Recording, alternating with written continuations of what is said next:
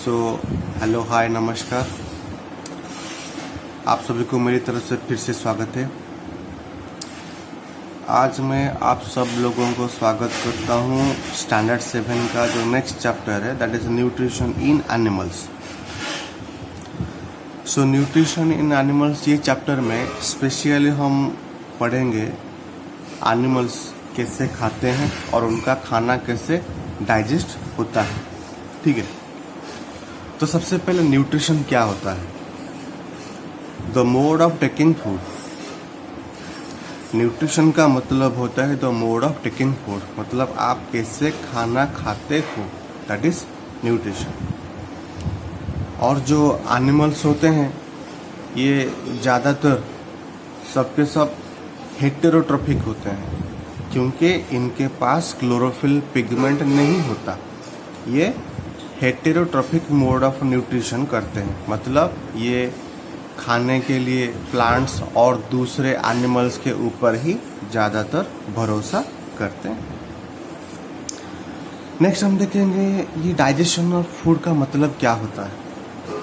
Food digestion होना या फिर डाइजेशन ऑफ अ फूड, ये क्या होता क्या है? Breaking down of a complex food into simpler form. हम जो फूड खाते हैं ये बहुत ही कॉम्प्लेक्स होता है। जो फूड हम लोग खाते हैं ये बहुत ही कॉम्प्लेक्स होता है। तो ये जो कॉम्प्लेक्स है, तो ज़्यादातर हम जो फूड खाते हैं ये बहुत ही कॉम्प्लेक्स फूड होता है। ठीक है, हम जो फूड खाते हैं ये बहुत ही कॉम्प्लेक्स होता है। ये सिंपल फॉर्म को आएगा, ये सिंपल फॉर्म में बदलेगा। This is called digestion of a food. जैसे आपने कार्बोहाइड्रेट खाया तो ये ग्लूकोज में बदलेगा। मान लो कि आपने प्रोटीन खाया, ये अमीनो एसिड में बदल जाएगा।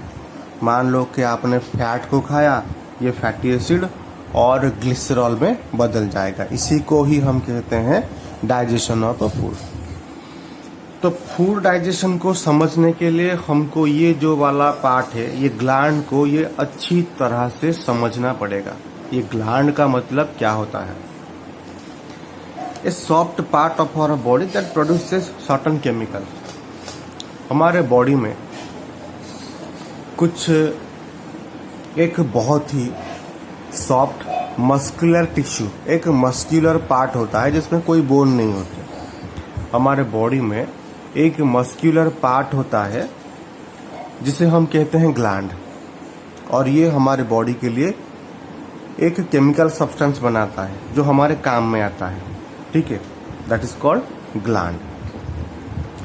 और ये ग्लैंड 3 तरह का होता है। एक होता है एक्सोक्राइन ग्लैंड, जिसको हम डक्टेड ग्लैंड भी बोलते हैं। एक है एंडोक्राइन ग्लैंड, जिसको हम डक्टलेस ग्लैंड कहते हैं।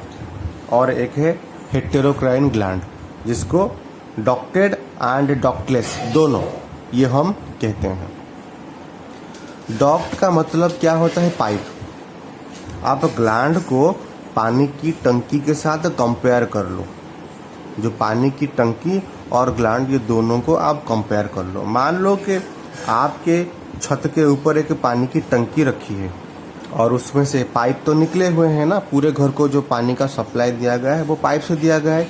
इसका मतलब हम उसी टंकी को कहेंगे एक्सोक्राइन ग्लैंड। ठीक उसी तरह से हमारी बॉडी में ग्लैंड प्रेजेंट है और ग्लैंड से केमिकल सब्सटेंस रिलीज होता है। अगर वो केमिकल सब्सटेंस कोई पाइप के जरिए आपके शरीर में फ्लो करेगा तो उसी ग्लैंड को हम कहेंगे exocrine gland. Then endocrine gland मतलब डक्टलेस।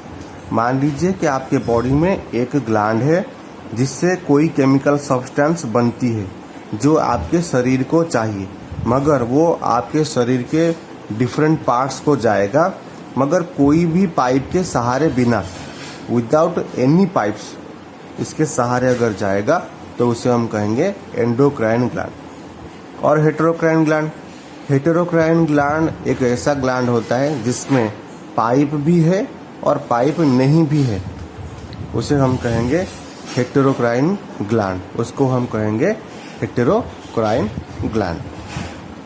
और ये जो डाइजेशन वाला पार्ट जो हम पढ़ रहे हैं, यहाँ पर ज़्यादातर हम काम में लेंगे एक्सोक्राइन ग्लैंड को। यहाँ पर हम कुछ ग्लैंड्स के बारे में पढ़ेंगे, वो सब एक्सोक्राइन ग्लैंड्स हैं।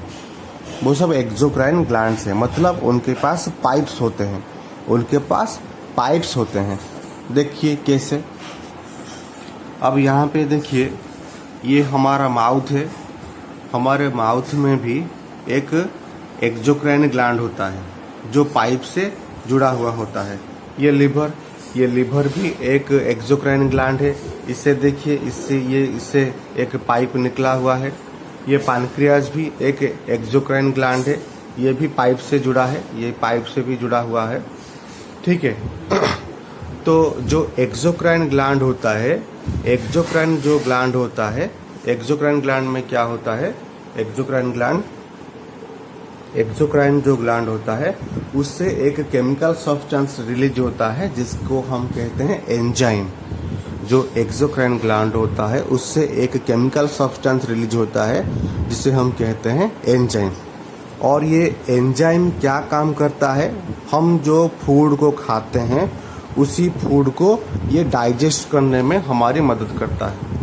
हम जो भी फूड खाते हैं उसी फूड को डाइजेस्ट करता है। कौन डाइजेस्ट करता है, एंजाइम, जिससे बनाता है कौन, एक्सोक्राइन ग्लैंड। तो चलिए शुरू से देखते हैं क्या होता है। सबसे पहले हमने क्या किया, जो खाना है उसको हमने खा लिया, वो खाना पहले माउथ को गया। माउथ में क्या होता है, माउथ के अंदर हमारे पास 32 दांत होते हैं और एक टोंग होता है। जो दांत होता है वो खाने को बहुत ही अच्छी तरीके से चबा के ग्राइंडिंग करके उसे पाउडर बनाता है। और जो टोंग होता है वो क्या करता है, हमारे माउथ के दांत के हर पार्ट को, माउथ के हर हिस्से को वो प्रोवाइड करता है खाना, ताकि दांत उसे ठीक से चबा सके। अब माउथ में जो खाना था हमारा वो अच्छी तरह से ग्राइंडिंग हो गया। ग्राइंडिंग होने के बाद माउथ से वो जाएगा, फूड पाइप जाएगा। अब फूड पाइप से धीरे धीरे वो खाना किधर आएगा, स्टमक को आएगा। जब खाना फूड पाइप में पहुंचता है, तो फूड पाइप क्या करता है, ऐसे relax contract, relax contract, relax contract, relax contract, ऐसे होता है। इसी मूवमेंट को हम कहते हैं पेरिस्टाल्सिस। इसी मूवमेंट को हम कहते हैं पेरिस्टाल्सिस कहते हैं। ऐसे धीरे धीरे करके वो फूड अब स्टमक में आ गया।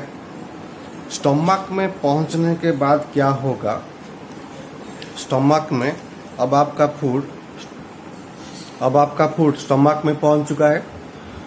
स्टमक में पहुंचने के बाद क्या होगा, स्टमक एक डाइजेस्टिव जूस सेक्रेट करता है। स्टमक से एक डाइजेस्टिव जूस निकलता है जिसको हम कहते हैं gastric juice.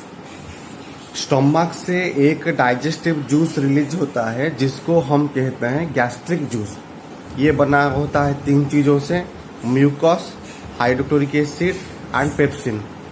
Mucus, hydrochloric acid और पेप्सिन, ये 3 चीज़ों से बना होता है गैस्ट्रिक जूस, जो रिलीज करता है, स्टमक रिलीज करता है। ध्यान से, जो हाइड्रोक्लोरिक एसिड है, हाइड्रोक्लोरिक एसिड क्या काम करता है अगर हम कभी कभार गलती से कुछ इधर उधर खा लें तो जो बैक्टीरिया, वायरस, जो माइक्रोब्स होते हैं वो भी हमारे पेट के अंदर चले जाते हैं। और ये जो हाइड्रोक्लोरिक एसिड होता है ये उसी बैक्टीरिया को मारने में हमारे मदद करता है। और उसके साथ साथ प्रोटीन को डाइजेस्ट करने में भी ये थोड़ी बहुत हमारी मदद करता है। उसके बाद नेक्स्ट है कौन, उसके बाद नेक्स्ट आता है आपका पेप्सिन। ये पेप्सिन क्या काम करती है, पेप्सिन सिर्फ और सिर्फ प्रोटीन को डाइजेशन करने में हमारी बहुत मदद करता है, ठीक है। कौन, पेप्सिन। और ये म्यूकस का काम जो है भाई सबसे इम्पोर्टेंट है, म्यूकस का काम। क्यों, क्योंकि जो हाइड्रोक्लोरिक एसिड होता है ये बहुत ही स्ट्रॉन्ग एसिड होता है। एसिड का मतलब एक ऐसा सब्सटेंस है जो सब कुछ जला सकता है। एसिड एक ऐसा लिक्विड सब्सटेंस है जो सब कुछ जला सकता है, तो ये हमारे स्टमक को भी बिल्कुल अंदर से जला सकता है। तो स्टमक को बचाने के लिए और एक केमिकल सब्सटेंस इसके अंदर पाया जाता है, दैट इज म्यूकस। जो म्यूकस है ये हमारे स्टमक को भीतर से इसे सुरक्षा प्रोटेक्शन देता है।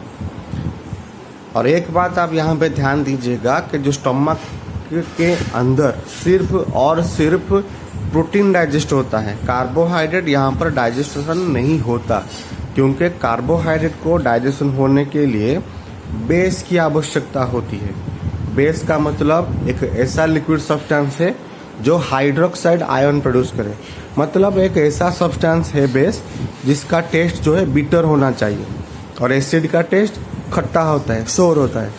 तो यहाँ पर स्टमक के अंदर हाइड्रोक्लोरिक एसिड है, इसका मतलब इसके जो भीतर जो कुछ भी प्रेजेंट है इसको अगर हम टेस्ट करेंगे तो ये खट्टा लगेगा।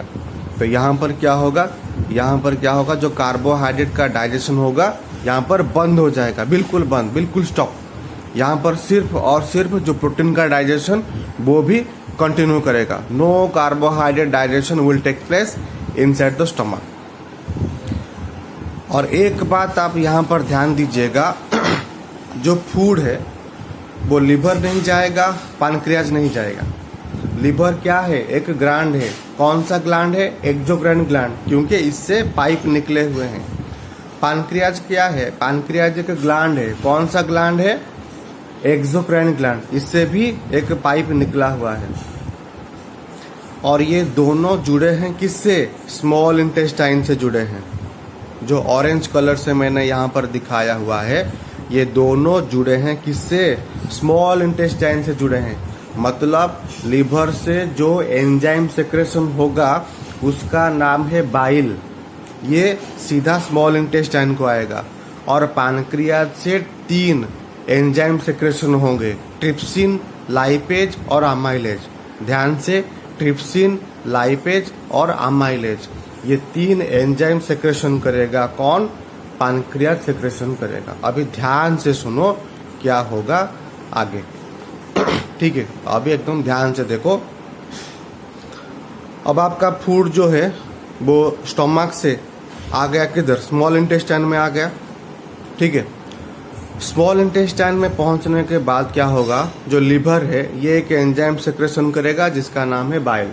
ये बाइल भी आएगा, बाइल। ये जो लिवर है ये सबसे बड़ा ग्लैंड होता है हमारे बॉडी का। तो ये बाइल क्या करेगा, सिर्फ और सिर्फ कार्बोहाइड्रेट को डाइजेशन नहीं करेगा, प्रोटीन को भी डाइजेशन नहीं करेगा, ये सिर्फ और सिर्फ फैट को डाइजेस्ट करेगा। जो बाइल होता है ये सिर्फ और सिर्फ फैट को ही डाइजेस्ट करता है। और यहाँ पर ये जो पार्ट आप देख रहे हो इसका नाम है गॉल ब्लैडर। इसका काम क्या है, ये जो गॉल ब्लैडर है, लिवर बाइल बनाता है, बाइल बनाने के बाद ये गॉल ब्लैडर में स्टोर होकर रहता है और गॉल ब्लैडर से ये बाइल आता है स्मॉल इंटेस्टाइन। और यहाँ पर ये सिर्फ फैट को डाइजेशन करने में हमारी मदद करता है, ठीक है। और ये जो digestion of fat in small intestine is known as emulsification. Fat का जो डाइजेशन होता है स्मॉल इंटेस्टाइन में उसे हम कहते हैं इमल्सिफिकेशन। तो लिवर का काम हो गया। अब पैनक्रियाज से सिक्रेशन होगा ट्रिप्सिन, लाइपेज, अमाइलेज। ट्रिप्सिन का काम है क्या, ट्रिप्सिन तुम्हारे प्रोटीन को डाइजेस्ट करेगा, अमाइलेज डाइजेशन करेगा कार्बोहाइड्रेट को और लाइपेज डाइजेशन करेगा फैट को, ठीक है। ट्रिप्सिन, लाइपेज और अमाइलेज, तो ये पैनक्रियाज का काम हो गया, ठीक है। सो अभी तक के लिए सिर्फ इतना ही। बाकी नेक्स्ट क्लास में small intestine, large intestine, appendix और एनस का फंक्शन हम देखेंगे, ठीक है। ध्यान से पढ़िएगा और अच्छी तरीके से इसे समझने की कोशिश करिएगा। तो मिलते हैं नेक्स्ट क्लास में।